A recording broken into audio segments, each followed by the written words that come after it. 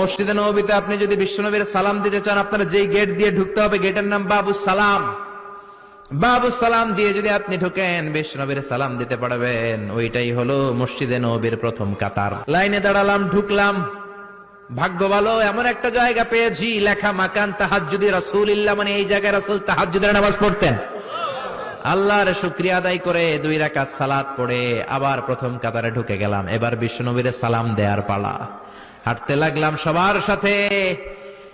রাউদাতুম মিন রিয়াদিল জান্নার পরে ছোট্ট একটা জায়গা, এই জায়গায় সাইয়েদনা ঈসা আলাইহিস সালাম দুনিয়াতে আসার পরে, দাজ্জালকে হত্যা করার পরে 40 বছর দুনিয়াতে থাকার পর যখন ইন্তেকাল করবেন, বিশ্বনবীর বাম হাতের এই পাশের জায়গাটাতে ওনার সেখানে কবর দেয়া হবে। সুবহানাল্লাহ, ছোট্ট একটু জায়গা, কবর দেয়া হবে সেখানে।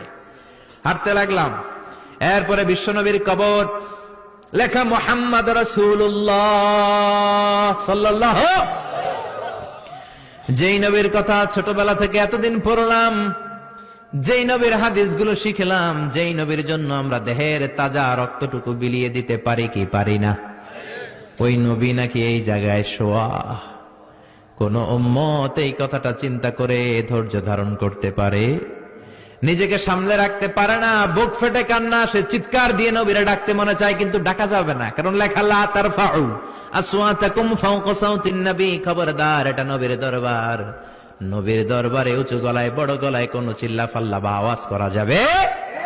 দাঁড় দাঁড় করে মানুষ চোখের পানি ছাড়ে, চিৎকার করে কাঁদতে পারে না। বিশ্বনবীরে চিৎকার করে ডাকতে মন চায়, ডাক দিতে পারে না, চোখের পানি ছাড়ে। আর বিশ্বনবীর সালাম দেয়, সামনের দিকে হাঁটে। বিশ্বনবীর কবরের পরে সাইয়েদনা আবু বকরের কবর, তারপরে সাইয়েদনা ওমরের কবর, তারপরে যেই দরজা দিয়ে বের হবেন দরজাটার নাম হলো বাবুল বাকিয়া। এই দরজা দিয়ে বের হলেই সামনে মাকবারাতুল বাকি, বিশ্বনবীর পারিবারিক কবরস্থান। চিল্লায় বলেন আল্লাহু আকবার।